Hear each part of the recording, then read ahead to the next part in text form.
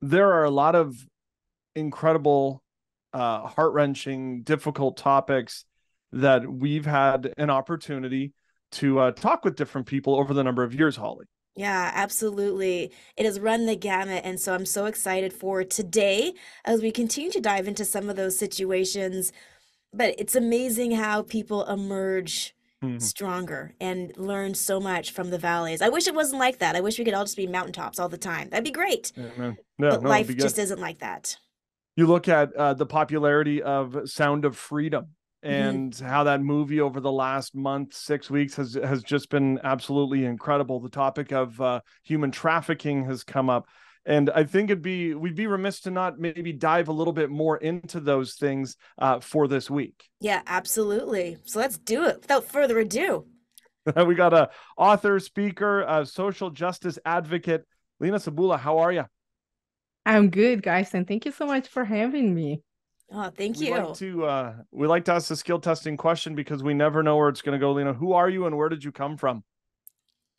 Well, I was born and raised in Ukraine, and I actually been trafficked to Canada, but I was trafficked to two different countries. And it's so cool that you start talking about Sound of Music because I just want to give it a shout out because I just went with my husband a couple days ago. And honestly, guys, I recommend it to all of you to Mm. watch this movie. Not for the young children, of course, because it's a little bit difficult topic, but I actually was really scared to go and see this movie because I'm a survivor of human trafficking. So I didn't know how it's gonna trigger and impact in me because Yeah. I've worked for the last 20 years, like with therapists, self-development coaches, to be in a place of healing and in peace. I didn't know how this topic will affect me. Yeah. But then I heard so many amazing reviews. And because it's been done by Christian, that I knew it's not gonna be like go into gory details Yeah. because Yeah. I know this is not our culture to create something for people to have nightmares. So I actually pray so long and I talked to so many people, and because I've been supporting Tim Ballard for more than 10 years, I really like so many stories that I heard before from him and his organization. And I actually made the post on my website. I've been thinking like I'm actually saying something. Oh, my friend went to see this movie. Mm. So I pray so hard and so long, and I had so much peace. And I said to my husband, would you be open to come with me? And he said yes. And some of my church friends came too. So I felt really supported. Mm. And honestly, it was amazing. The topic is so difficult, but Yeah. it's amazing tool. The way they designed the movie, it's not an action flick, it's not a horror movie. Like it's literally a real story, but the way they package it and present it, it's give me hope. And Mm. I That's good. didn't have like any like breakdowns, like, and I keep thinking about it and I'm thinking, oh my goodness, this is an amazing tool for people to have awareness. And now I read some people say, oh, it's give it injustice to victim because not everybody go through kidnapping and this and that. Yes, absolutely. Not everybody go through that, but there's people who don't know about human trafficking at all. So Yeah. this is Yeah. gonna just open the door, and then people gonna like dive into it and learn, oh, it's so much more complex.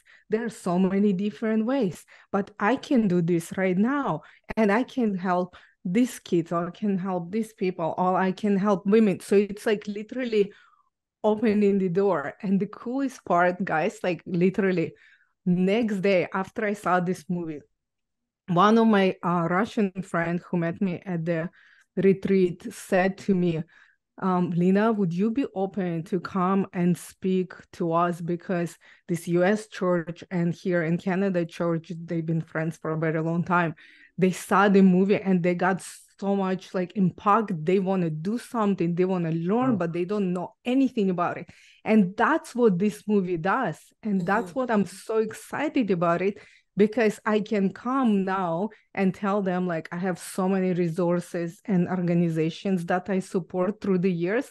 So I can give those people, and together collectively we can take and still make it different. So it's create like this ripple effect. Yes. So Yeah, I'm so absolutely. excited about that. So Yeah. let me ask you this though, and I mean, we can go back into your life and we could talk about, you know, who you were and where you came from. But since we're on the topic of human trafficking, how old were you when it first happened to you? Well, actually, I was very young, and it's happened to me because of my family being like in this court. But there's another thing, it can happen to anyone, Yeah. anytime, any age. But my personal story, and literally, I have never imagined that 20 years later, I'm gonna be sharing my story and staying on stage in front of hundreds of people, and that my story gonna be broadcasted all over social media, because Yeah. I believed all these years that my story, it's story of shame, guilt, and condemnation. But now I know it's God's story of salvation, of overcoming adversity, of thriving after trauma. So what happened is, like, my parents actually became an alcoholics because they struggle in their marriage for a very long time. And then they lost their well-paid jobs. And our house was like so dirty. It was like full of like black mold, cockroaches, and mice, because the government turned off the electricity and hot water for outstanding bills. And our house always been full of strangers who brought booze and drugs.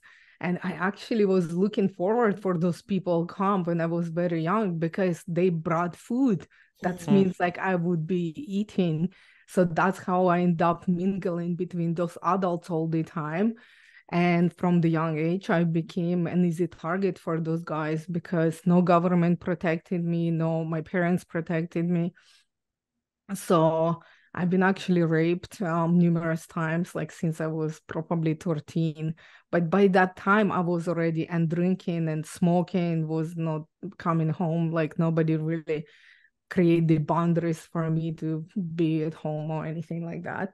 So yeah, and honestly, when I thought things couldn't get any worse, 1 month before my 15th birthday, I woke up with this severe abdominal pain and scared and confused, only to realize I was in labor. So I was Oh. like so shocked, because I didn't know I was pregnant, and I didn't even know who her father was. So like, my baby died 3 months later from health complication. And literally, I buried her when I was 15, and I carried this little casket to the cemetery in my arms. And Oh. for the next 20 years, it's plagued my mind, body, and soul. So I turned to like more harder drugs to just to medicate my pain, because like my head was just overwhelming with this Yeah. guilt and shame for this innocent baby's life. So I started using heroin, because it was easy to be high and kind of checked out, than feeling worthless and hopeless and abandoned and broken, and so broken. And then definitely I got the postpartum, but nobody even check up or care. And this is so bizarre now. I'm thinking about living in this country. Like nobody even like came and asked how this 14-year-old kid had the baby. Oh. And after the baby already, nobody even come and said, do you need any counseling through that trauma, because the baby passed away. So I went through grief, everything. Like I just plunged into Oh. drugs, because like I just didn't want to be living. I don't think like I was consciously. Yeah, I actually don't remember next probably like 3 years, Mm. But then I had this awakening moment because I saw people dying around me or who went to jail. And I realized that I don't want to be one of those people. So I knew that I need to change or something need to happen. But there is no hopes and dreams for people like me. By that time, I was a street junkie, on heroin. And then I met this guy who gave me like this opportunity to meet this lady who was rich and like affectionate and kind to me. And it's really felt wonderful and safe because people don't react to me like this way anymore. Right. And she brought me to her house and she offered me this fancy coffee and sweets. And I was so impressed because somebody cared for me.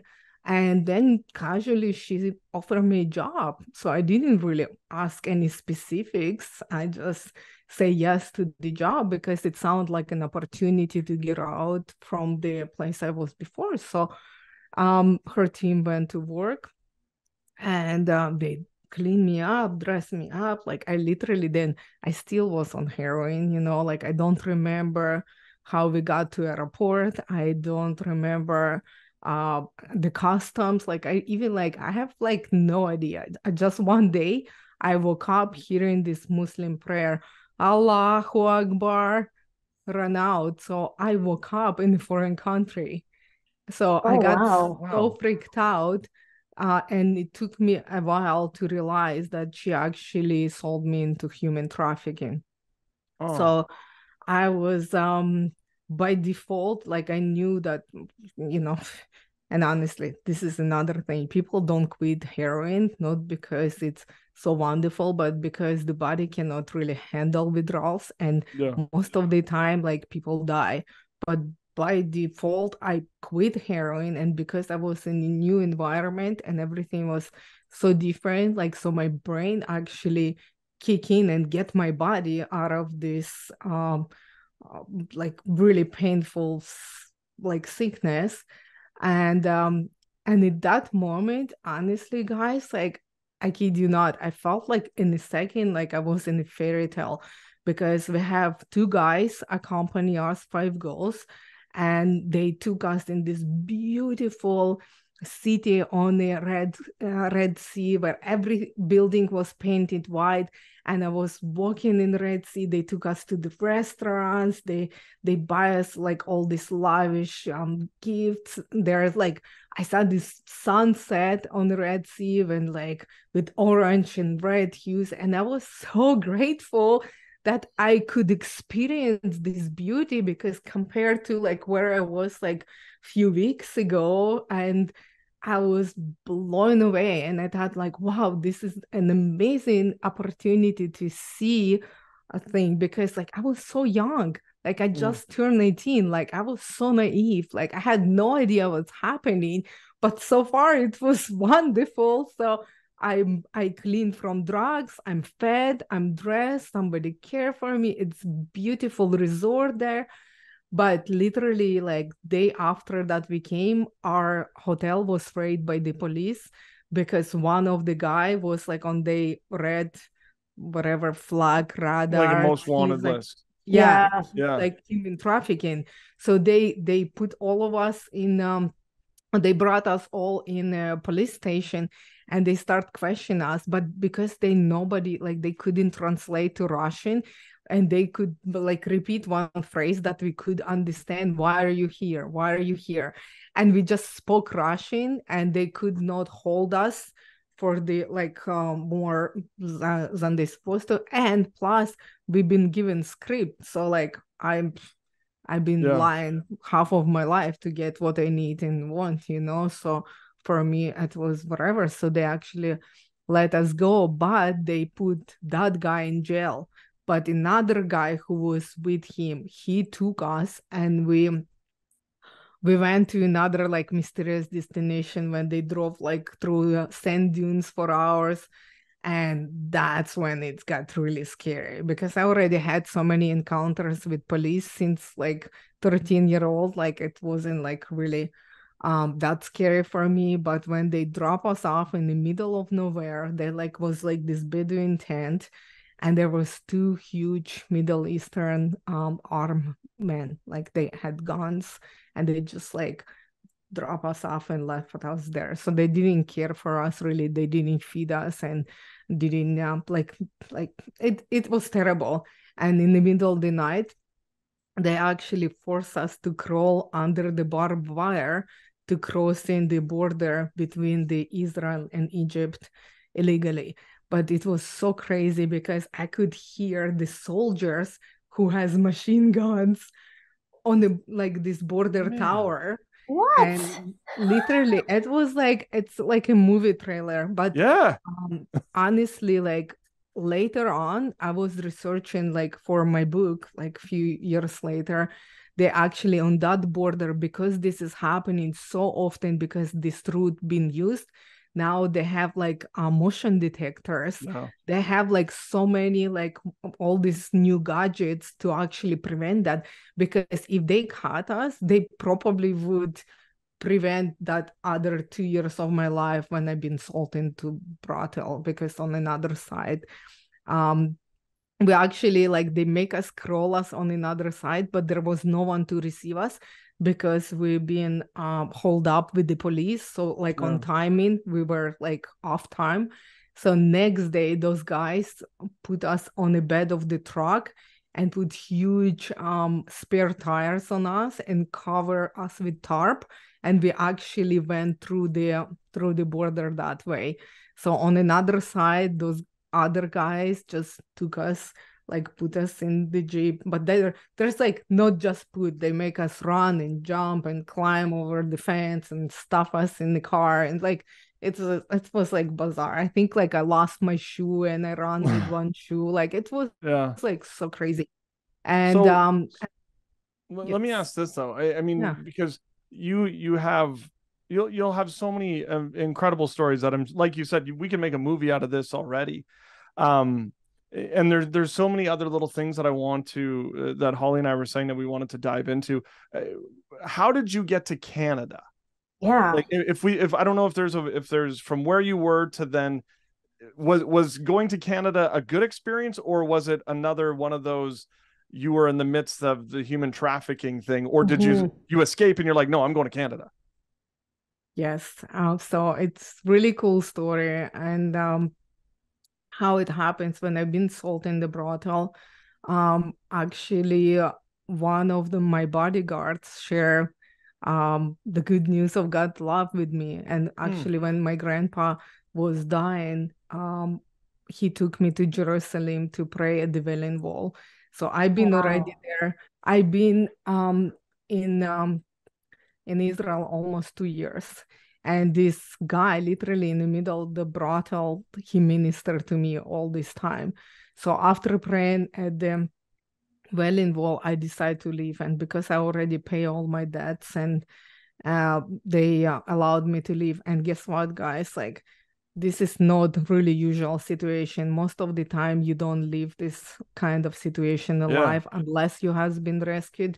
But because the place that I've been brought to, some of the girls who came with me, they got missing, they died, never heard again. But because the place that I end up with, that's what happened. They allowed me to leave almost in 2 years.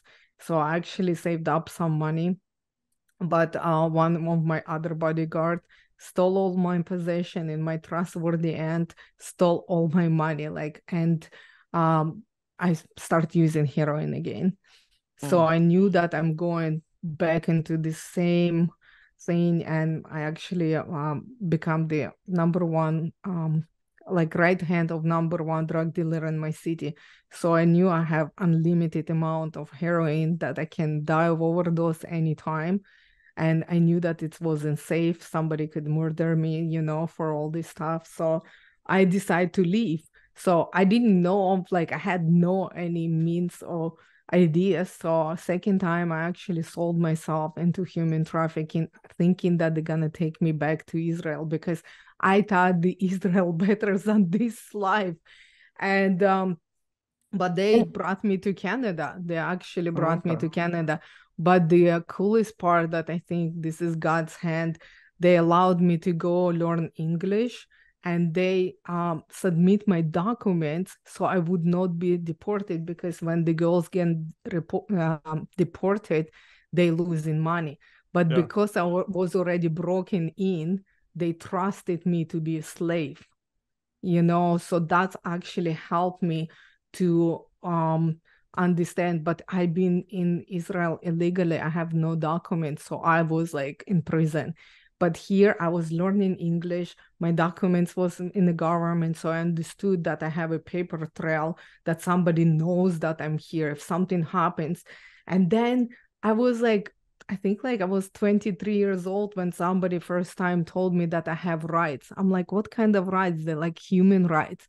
Do you understand that I first time like realized that I have rights and worth and value? So I ran away. And I think because they knew that I'm have a slave mentality, I would never do that. They give me more freedom, and that's what I used. And I lived in shelter. I learned English from level 0. And then I went to cosmetology course because I thought I'm gonna be hairstylist on my hair salon. And guess what? I've been hairstylist for 12 years and Love own it. my hair salon. But while I was doing that, I actually met a boy, Christian boy, who fell in love like crazy with me. And I was like building my empire, and my relationship with guys, I knew there is like no trustworthy, they're all liars and cheaters and all this stuff. But the way he treated me, like I do believe like it's Holy Spirit glued me to him, because like we just fall in love, like. But he was like really vocal about it, but I was kind of really scared. But then more and more I learned about him, I realized that I fall in love with Jesus that inside that man. So he brought me to his family, which was Christian family, and I love them all to death. And they accepted me, and I give my life to Christ in 2011. And then now we have 3 beautiful kiddos. We have daughter and twins. So and Good a for dog you. and 2 cats and a home. But you know what? 5 years ago, while I was working as a hairstylist, God led me to write my autobiography. And it's interesting because I thought it's gonna be for somebody else, for them to see God, through everything. But it's changed my life, because before that book, I thought there was my uh, life before Christ and after Christ, when I got baptized and give my life to him. But when I looked through all my life, and I wrote that book, and I realized I was praying when I was 6 years old, so my father wouldn't beat me. Then I was praying when I was overdosed and saying, God, if you there, please save me. Then I pray at the Wailing Wall, like where Jesus was in the holy place. I was praying to God to save my grandfather. And by the way, miraculously, he lived another 10 years. So like I saw that God actually was with me through like all the pits of despair. So he never he's like from birth to now. So that was like really cool. And I said to my husband, like I actually and I reconciled with my family and led my father to Christ and other people in my family, because they saw this transformation. But what this book helped me to do, it's actually look into my past from this new perspective, when I'm loved and belong and forgiven, mom and a wife, and actually looking back and have compassion on myself and on my mother as well, on my family. Now I understand how hard, like we talk about, without electricity, without food, actually raise children. And now as a mom, I understand that. So I definitely reconcile with that. And it's really cool. And now, after building my empire, I heard God saying, this is not the job you should be doing.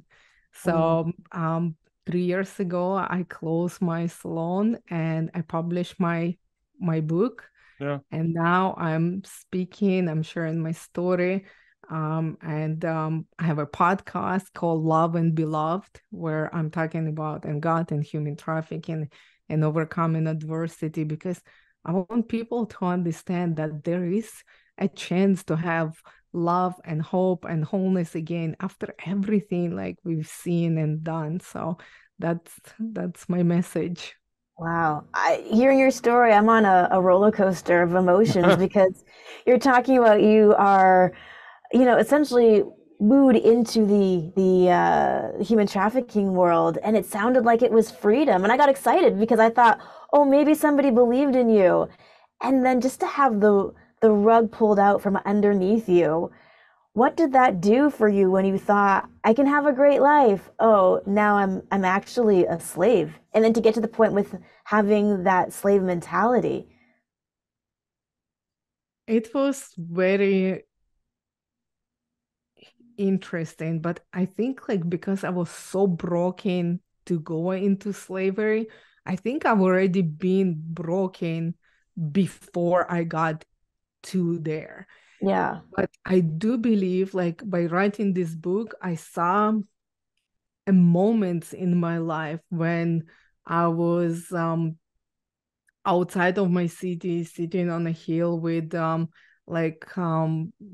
sunflowers, and I was like screaming and upset and mad and crying. Those moments was a God moment because I realized I was putting my heart to God to actually I have this crazy awareness, like self-awareness. Mm. And I was like thinking that it cannot be all to life, like I see other people, for example, divorcing, and mothers still don't give up on the kids and still working and still have a good apartment and still providing the food. So I was always like searching, and like I know that it's possible to have more, and I guess like I want to say that it was that why me a moment like you were asking before, because I was seeing that it's possible actually to have a good life. And yes, and there's women who are when I was young, like I was saying to my grandmother, I want to do martial art, I want to drive car, I want to own the business. And they always put me down saying that you have crazy ideas, Hmm. when I was young, because somewhere in the movie I saw this woman who is driving the car and it was like, wow, I want to be that. So like all those like little glimpses that you can be more. And then I heard God speaking to me. Now I know that it was Holy Spirit, but I heard like in those moments, even those moments when I sold myself again, I come out from it because like I heard this inside of me voice saying, you've been made for more. So like I knew there's something more. I had it like in me, but there's like was no other avenue to see what is more. But I just knew that it have to be something better. But I've been betrayed over and over and over again. And literally I have to like fight against this like stupid thoughts in my head, like Yeah. and work over this trauma over and over. But then when I met Christ, he helped me, like he gave me peace and lots of scriptures, and then the community who would supported me and pray for me. So I have this prayer army. I pray to God, and it's literally transforming the mind. Every time I have stupid thoughts, I just pray against them and think about something good, and I Hmm. like staying where I am now rather than punishing me from doing the mistakes over and over. So over the years, it's like literally it's been 20 years. And I think I said to my husband this last fall, and I said to him, I feel like myself. I feel like the best version of myself now. I feel healthy. I feel really good and established as a mom, as a wife, as a housekeeper. I don't question anymore, like that I don't deserve this. Yeah, I don't. It's all by the grace of God. My body is clean, my mind is clean. I have no any diseases, like my lungs are perfect, my heart is like, it's just mind blowing. You cannot get this. You know what I mean? Especially from the drugs that I use. I was like on crack, on heroin, like smoking weed, drinking booze, like coke, like anything, like ecstasy, whatever it is, like name it. So no way I just got cleaned up by myself. I quit the drugs by myself.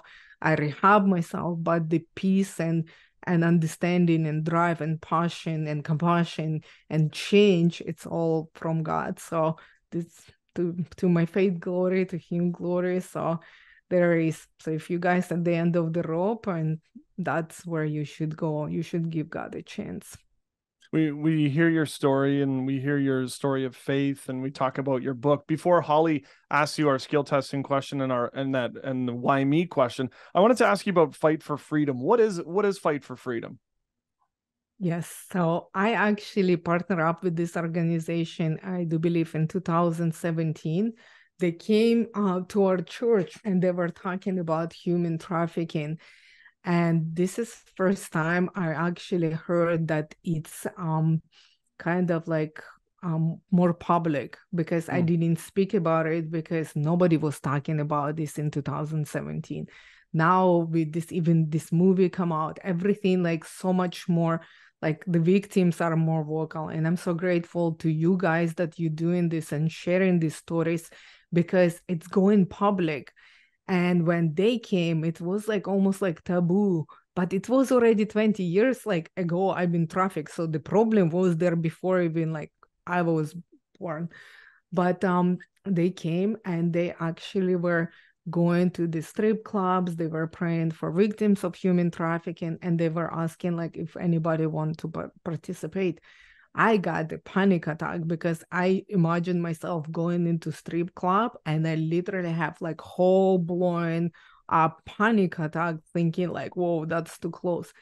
But then I pray about it, and I decide to be like on a prayer team. I decide to do fundraising. Like I decide still to do part that I can do, because like I cannot be quiet and do nothing about this issue. And before I could speak, that's what I was doing. I was supporting them, and then um, they fight against human trafficking, and they in so many different cities, and they provide now in counseling for people and support groups and the life skills building. So they creating awareness. They go into the schools as well. So and they in my city as well. So I was on the ground. Actually, last year I led the team for our biggest fundraisers. So we walk around our city and we stop in the corners where human trafficking occurs, and we pray about it and we document it. And it was on social media, and people partner up, and people were donating money, and all this money was going to support the victims, support the survivors, and fight against human trafficking. Same as with my book. Profits, like some of the profits go support a fight for freedom as well. But now I have another organization that I'm part of as well, that it's Zonta. They creating better world for women and girls. So this I'm actively part of, and it's so exciting. But on my website, if anybody want to know more about any other organization that I'm supporting, especially like we talk about Tim Ballard and his operation Underground Railroad. I always get messed up. Oh, you are? So yeah, they are fantastic. And I actually interviewed gentlemen from the organization. There's so many like really like brave and amazing people who actually fights against human trafficking. And honestly, guys, like you can do anything to support. If God bless you with the funds, donate the funds. If God bless you with the time and health, donate that. You still can do something. You can create awareness. Go see the movie, talk about this movie.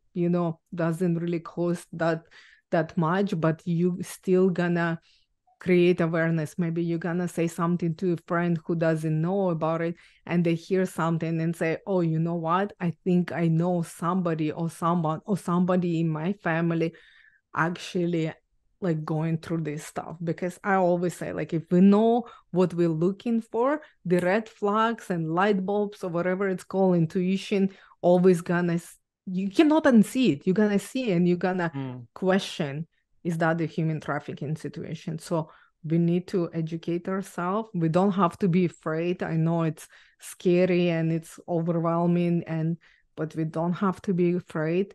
All we have to do, educate ourselves and know what we can do. Like if there immediate danger, call 911 or call the hotlines, and there's all over media, so you can Google this stuff or check out my website. I have like whole page of resources, like you can use it and it's all free. So download it, give it to someone, safety online, stuff like that, because over like this past 3 years when I done with my salon, that's what I've been doing. I've been collecting all this information with the organizations, so one day somebody could come and take everything and give it to someone. So I really like to be that link between the people and organizations, because like it's all in one place, There's so many resources now compared to, like you said, a few years ago. But you had mentioned that you were sitting on a hill and you had a why me moment. Do you mind expanding a little bit on that situation and where you were at, and just kind of where your heart was and how God spoke to you? Absolutely. I think in those moments, I always was comparing myself to another families, because although I was young, I saw that somebody's mom calling them home to eat for dinner, or somebody's mom coming and have like huge scandal if you're not coming home, like in your curfew. And I'm thinking, like, why I don't have a curfew? Why this is happening? And then of course, like when it started happening with abuse, sexual abuse, all the question about my worth and value, and that brokenness, like sometimes I just wanted to run away. And my family owned this little house in the village, and sometimes when I just get so haunted with my mind, body and soul, I just run away and I just sit there and I want to be alone. I want to be alone. And I was hiding, but I had like really nowhere to go. I still have to come back home, like, and that was the painful stuff.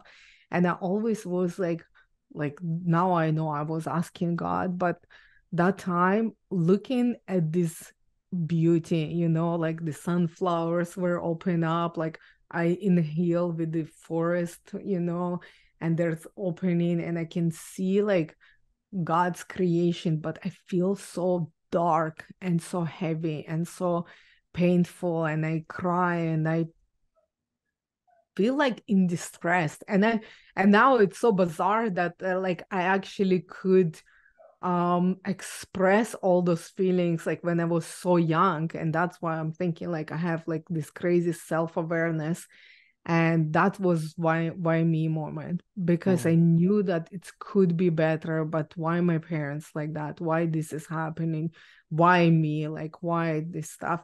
So I don't know like how after those kind of moments, I didn't think like about suicide, to like see like what is this life even matter. But for some reason, I was actually like almost like it's all come out from me, like, so now I know that's what the prayer does, like you just pour everything to God and you have this peace. That's what was so bizarre, that I like to be alone and spit everything and scream and kick the grass around and cry and just like totally like break down, and then like I could sit and think, okay, it could be better. It could be better. And I always had hope. That's the craziest part. No matter like where I went, like I always had hope. And now even like we before a little bit talk about the fact that I wish it didn't happen. I don't. Mm. I literally, in this moment of my life, I look back and I have so much gratitude that I didn't die. I have gratitude that God got me through everything, but allowed me to go through everything, because I am who I am because of that. My character, like I build the character perseverance, but it's not only about me. It's about all the people who come into my life, my children, my girls, my son, the stuff that I'm imprinting on them, that I know they're gonna be people, like not like people who change the world, but the point is they gonna be different people because of my experience. And it's not easy for them to, not easy for all of us, like because the trauma have to be dealt with and all this stuff. But the fact is, honestly, even like the people who come into me and say like, well, God never gonna forgive me because I did drugs. I'm like, okay, so do I. And especially like when I volunteer, I love this. I truly love this when people say, oh, I was doing the drugs. I'm like, well, I was prostitute. And they're like, you? And I'm like, yeah, and I was on heroin and I was like doing crack. And they're like, you? Because they know that I have children, I have business, and I look this way. It took 20 years to look this way. But the fact that, and the way I carry myself, they think like I've been born in Christian family and everything been glorious. But that's how the healing look like. And then I'm so excited. I'm like, okay, tell me like your worst sin. Come on, and see, because I bet I was worse than you ever have been. Maybe all of you here in the room, and God forgive me. So tell me why you think God cannot forgive you. And that's what, like, I wrote the book, and that's why I'm speaking about it, because sometimes we get stuck in these stupid lies, teeny tiny, oh, I'm smoking weed, God looking down on me. Oh, like I'm swearing, so God looking down. Listen, you need to repent, you need to talk about it, and you to get through it. And when God got me, I was smoking, I was drinking, I was like on drugs, like I was in a brothel praying to him. And guess what? He heard my prayer and he answered my prayer, because he knew my heart, and my heart was like praying for him to help. And I believe that he will do it. And I believe that he will save my grandfather. I didn't believe he gonna do it for me, because I knew I don't deserve anything. But it took me a long time. And now I'm telling you, it's all lie, because we don't deserve. But God loves us so much. He will do it. No matter if you know him or don't know. That's why I say, give the chance to God, and he will like show up and show off, because he wants everybody to get healed and come out from this lies and change their own lives. Yeah. Love it. Lena, I wish we had hours upon hours to talk. Miraculous, available now. You can get that. Lena Cebula.ca, at Lena Cebula on the socials. We appreciate you so much for at least taking a couple minutes and sharing just a portion of your incredible story. Thank you for taking some time. Thank you so much, guys. It was awesome. Well, if you enjoyed what you heard today, like, subscribe, and check out more of our YouTube videos. Don't forget to follow us on all the socials: Facebook, Instagram, Twitter, and faithstrongtoday.com.